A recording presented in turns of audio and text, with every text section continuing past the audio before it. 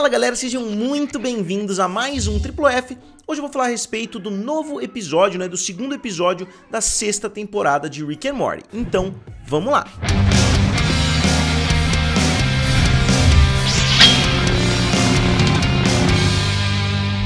Pessoal, como vocês sabem muito bem, esses vídeos que eu faço no domingo de madrugada são minhas primeiras impressões. Eu vou lançar ainda um vídeo completo falando a respeito de todos os easter eggs, de tudo que eu percebi. E eu fiz esse vídeo a respeito do episódio anterior, então se vocês ainda não viram, eu vou deixar o vídeo aqui do lado. É um vídeo de 25 minutos com todos os easter eggs e todas as referências. Então vamos lá, vamos falar um pouquinho a respeito do episódio Rick and Morty Well Lived. É o segundo episódio. Como eu falei, eu amei o primeiro episódio, eu achei um dos melhores episódios até agora. O segundo é um episódio competente, é um episódio legal. Eu não diria que é um dos melhores, se eu tivesse que classificar, eu não colocaria entre os melhores episódios da série, apesar de ter um conceito interessante, de ter muitas piadas legais e principalmente muitas referências ao filme Duro de Matar. Como eu já sabia que esse seria o segundo episódio, porque eles já tinham soltado ali sneak peeks e etc, eu assisti tanto o Duro de Matar 1 quanto o Duro de Matar 2, e eu devo admitir que valeu muito a pena. Se vocês nunca assistiram Duro de Matar,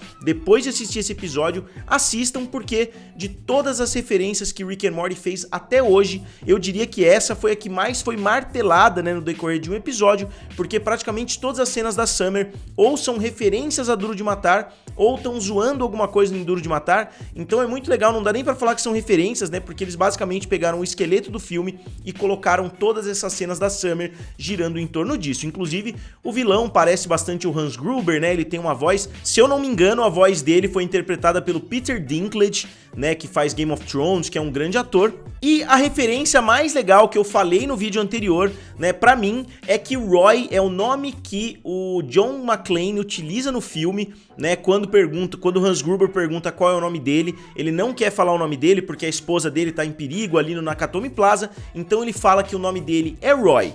Isso é muito interessante porque a gente já foi apresentado pro Roy algumas temporadas atrás, e agora a gente tem um episódio com o nome Roy, que gira em torno do jogo Roy, quer dizer, e que traz diversas referências, que gira em torno do filme Duro de Matar. Então, eu acho que eles já tinham planejado alguma coisa assim lá atrás. E pessoal, antes de continuar, eu queria pedir pra vocês se inscreverem aqui no canal, curtirem o vídeo, comentarem, Vocês sabem, tem muitos criadores aí falando a respeito disso, que o YouTube tá muito complicado, ultimamente. Muitos vídeos sendo desmonetizados, as inscrições sumindo e assim por diante, as visualizações caindo. Então, se vocês puderem me dar essa ajudinha, são 00:50, eu tô gravando esse vídeo pra vocês. Então, se vocês pudessem dar esse apoio, seria muito legal. E esse episódio, mesmo não sendo um dos melhores, aproveitou muito o tempo. Se tem um episódio que já começa na quinta marcha, é justamente esse episódio. A gente começa já vendo o Rick explicando mais ou menos o que tá acontecendo. Na verdade, a gente vê alguns jovens ali andando de skate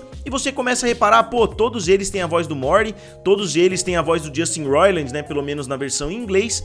Então, eu fiquei pensando, eles estão sem dinheiro, pra pagar atores ali, mas não, a gente já percebe que dentro do jogo Roy, o Morty tava jogando Roy dentro de um fliperama do Blips and Cheats, como a gente já conhece, que a gente já viu em vários outros episódios, e a luz acabou porque alguns terroristas invadiram, como a gente vê também nos trailers. Só que quando a luz acabou, a personalidade do Morty basicamente foi dividida entre todos os personagens que não são jogadores dentro de um jogo. Então praticamente o mundo inteiro virou o Morty. Então todas as personalidades ali se espalharam, digamos assim. A personalidade do Morty virou bilhões. Só que eles não sabem, Então eles estão ali vivendo a vida deles, falando, como o Morty, mas estão vivendo a vida deles, e o tempo vai avançando de uma forma diferente. E o Rick entrou no jogo também, como eu já tinha falado pra vocês no decorrer da análise que eu fiz do trailer. O Rick ia entrar no jogo pra tentar salvar o Morty, e é de fato isso que ele tá fazendo. Como a mente do Morty tá dividida em milhões de pedaços, o Rick entra dentro do jogo como o Roy pra incentivar, ou pra pelo menos guiar todos esses pedaços da mente do Morty para aceitarem essa realidade. E depois que o Rick conta a verdade para a população, a gente vê surgindo quase que uma religião ali dentro desse mundo, dentro do videogame, e tem muito a ver, com a história da simulação, que muitas pessoas acreditam, no mundo real, digamos assim. O Elon Musk fala bastante, dessa teoria de que a gente está numa simulação, que é mais provável que a gente esteja numa simulação do que a gente não esteja, porque os videogames vão ficar tão avançados um dia que a gente não vai saber, né, se a vida é o videogame e vice-versa, né? Eu sinceramente acho uma ideia meio maluca. E esse episódio, né, em termos de comédia, teve basicamente uma piada, fazer referências a Duro de Matar. Isso eu tô falando no núcleo da Summer, né, no decorrer do episódio. O que eu achei bastante engraçado é como a gente vê, né, em muitos filmes, muitas séries, quando eles começam a insistir muito na piada, começa a ficar mais engraçado até, porque você sabe que foi uma escolha consciente, né, dos produtores, dos roteiristas, insistir bastante naquela piada. E inclusive o nome que a Summer utiliza pra ela no episódio, como eu disse, o John McClane no filme original utiliza o nome Roy e a Summer utiliza o nome Duro de Matar. Ela fala assim, me chame de Senhora Duro de Matar. E isso gera alguns momentos bem engraçados, inclusive o vilão, né, que tá praticamente interpretando o Hans Gruber ali dentro do filme, ele fala pelo walkie-talkie, né, tenha certeza de que ninguém está tentando fazer um Duro de Matar. Então ele já estava prevendo isso porque ele é um estudioso de Duro de Matar, ele tem livros a respeito do filme e ele conta, né, que todas as sociedades, que todas as civilizações têm uma história parecida com o Duro de Matar, né? Tem uma história mais ou menos nos mesmos moldes do que esse mito e que a Summer não sabia a importância, né, de uma história como essa. Então esse lado do episódio acaba ficando até meio maluco, a história acaba entrando dentro dela mesma ali, porque a gente não sabe mais quando que eles estão tentando fugir, né, do filme, quando que eles estão realmente fazendo referências ao filme. E como eu falei no início do vídeo, realmente me ajudou bastante ter assistido, né, tá com um filme bem fresco na minha cabeça, e eu recomendo pra todo mundo assistir o filme Duro de Matar. Eu não acho um filme genial, como muitas pessoas acham, eu não acho um dos melhores filmes de ação de todos os tempos. Eu gosto do Bruce Willis no filme, o John McClane é um personagem interessante, e o filme tem tudo a ver com esse episódio, então se vocês ainda não assistiram, é muito bom vocês verem para entender muitas das referências. E aí voltando, né, pro mundo dentro do jogo Roy, a gente conhece a Marta. Eu achei que eles fossem fazer alguma piadinha ali com Batman vs Superman, eles acabam não fazendo, eles até fazem uma piada com o Snyder Cut, né, com a versão de Liga da Justiça do Zack Snyder, e a gente vê que os conflitos começam a surgir dentro desse mundo, né, que o Morty tem as personalidades ali divididas, porque a gente vê que o Morty tem a personalidade dividida, né, tem uma parte dele que não quer seguir o avô, tem uma parte dele que quer, tem uma parte dele que é meio racista, né, como eles falam no decorrer, o presidente principalmente. Então a gente vê esse conflito entre os diversos pedaços da personalidade do Morty, até que o exército invade, né, a gente vê que a Marta tenta convencer o exército. Ah, e eu tenho que frisar aqui também que eu acertei que aqueles bichinhos no trailer eram walkie-talkies. Então, só pra fazer essa observação aqui, eu falei num vídeo lá atrás, né, quando o trailer foi lançado, que aquilo com certeza era um walkie-talkie e isso de fato acabou acontecendo. E assim como no episódio do Mr. Nimbus, que a gente vê aquela realidade do vinho com os filhos e etc,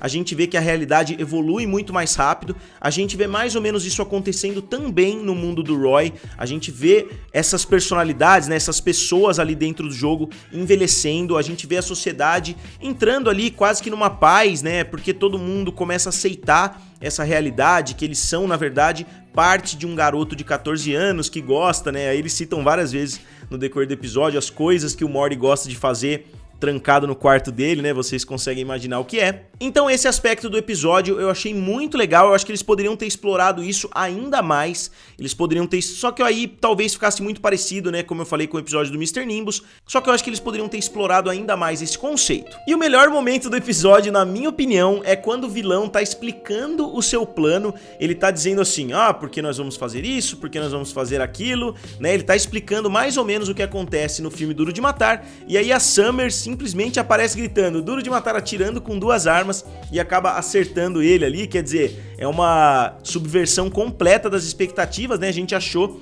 que eles fossem continuar seguindo o esqueleto do que acontece em Duro de Matar e eles acabam invertendo de ponta cabeça. E aí eles começam a fazer o contrário do que acontece em Duro de Matar, inclusive ele não atira nos vidros, né? Um dos capangas ali do Hans Gruber não atira nos vidros, porque no filme eles atiram nos vidros. E aí tem um momento, né, que o Rick, que o Roy, na verdade, dentro desse mundo, tá tentando convencer, só que nem 100% dos Mortys topa ir embora desse mundo, justamente porque eles questionam, eles falam, pô, pode ser verdade que a gente é parte de um menino de 14 anos, mas aqui dentro do jogo a gente é, né, eles são pessoas reais, eles estão tendo vidas reais, eles têm filhos, eles têm parentes e etc. Então por que eles vão sair desse mundo? Por que eles sairiam dessa simulação para todos eles se tornarem um garoto de 14 anos? Então é um questionamento interessante, né? E tem um momento legal no episódio também que um dos Mortys, né, que a Martha na verdade fala: pô, eu convenço todo mundo a sair se você falar que você ama a gente. E ele não consegue falar, né, o Roy, que na verdade é o Rick, não consegue falar que ama o Morty, ele acaba falando anos depois dentro desse mundo, porque, né, assim como no filme A Origem, o tempo passa muito mais rápido dentro do jogo, então, e assim como na realidade lá do episódio do Mr. Nimbus, né, da Pocket Dimension, o tempo tá passando muito mais rápido, então anos depois o Rick acaba admitindo, né, que ama o Morty, mas a essa altura já era tarde demais. E o fato do Rick não ter falado eu te amo pro Morty acabou gerando uma guerra santa ali entre diversas coalizões dentro dessas personalidades ali do jogo Roy, que é muito legal, né? Tem umas cenas de ação bem interessantes que eu vou analisar bem mais a fundo no vídeo de referências. E aí a Martha levanta um questionamento bem interessante se a segunda geração dentro do jogo também é parte do Morty, né, se eles também podem ir embora juntos, né, pra voltar a fazer parte do Morty. Ela fala: pô, vocês foram gerados dentro do jogo, eu não sei se vocês são do Morty ou não, né, que eu também fiquei pensando, falei, pô, realmente não dá pra entender, né, porque como que personagens de um jogo se reproduziram ali dentro daquele mundo? Será que se eles forem embora, eles vão integrar, né, esse garoto de 14 anos ou simplesmente vão desaparecer? E tem um aspecto desse episódio que eu achei muito legal também, que é a trilha sonora. Tem alguns momentos muito legais, inclusive eles fazem uma zoeira com a música ali, né, tem um momento que chega um cara com um rádio ali, que acabou sendo um momento bem engraçado no episódio. E aí os Mortys decidem ir embora, né, porque o pai da Martha acaba morrendo, ela acaba topando mandar os Mortys embora, mandar, né, todas essas personalidades embora. O Roy, né, desenvolve um monte de naves, então ficou muito legal, né, todo o design desse episódio eu achei muito interessante. E a gente vê o Rick acordando junto com o Morty, eles matam todo mundo e a gente vê que o Morty tá concordando muito mais do que o normal com o avô, né? O Morty acabou se distanciando um pouquinho do Rick em algumas temporadas, ele tá tendo muitos atritos ali com o avô, né, no decorrer dos episódios, e dessa vez não, ele tá concordando: ah, sim, Rick, eu concordo com tudo que você tá falando, só que a gente descobre que uma parte da personalidade do Morty ficou pra trás, que é a própria Martha. Ela ficou dentro do jogo Roy, então vamos ver, né, no que isso vai dar. Se o Morty vai voltar a ser um pouquinho mais companheiro do Rick, se ele vai voltar a ficar mais bonzinho, ou se isso vai ter algum efeito colateral que a gente vai descobrir no futuro. Como eu tinha previsto, esse episódio não é nada canônico, né, digamos assim, a menos, como eu disse, que eles explorem essa situação da Martha, né, não ter voltado pra dentro do Morty, mas eu tinha imaginado que a gente não ia ver novamente, né, o Rick assassino ou o Rick Prime, como as pessoas estão chamando, justamente porque o Rick and Morty nunca fez isso, né, eles nunca lançam vários episódios canônicos na sequência, então eu espero que eles voltem talvez no meio da temporada, façam mais um episódio girando em torno dessa história, e aí finalizem a temporada de uma forma épica, trazendo um episódio bombástico. Então, só pra finalizar, no geral, eu achei um episódio bom, de um nível ok, né, digamos assim, não é um dos melhores, mas eu acho que eles também não querem fazer todos os episódios serem um dos melhores, né, da temporada. Eles fazem ali 3, 4 episódios excelentes, fazem alguns episódios com conceitos interessantes, né, que é como se eles estivessem criando um filme ali, e aí eles estão criando com começo, meio e fim. Esse é um desses episódios, e tem alguns episódios que são meio ruins, como a gente viu alguns na temporada passada. Esse episódio, como eu disse, é bom, mas não é um dos melhores. Eu queria saber a opinião de vocês a respeito do segundo episódio da 6ª temporada de Rick and Morty. E como sempre, digam aqui nos comentários, curtam o vídeo e se inscrevam no canal. Valeu! E nos vemos em breve.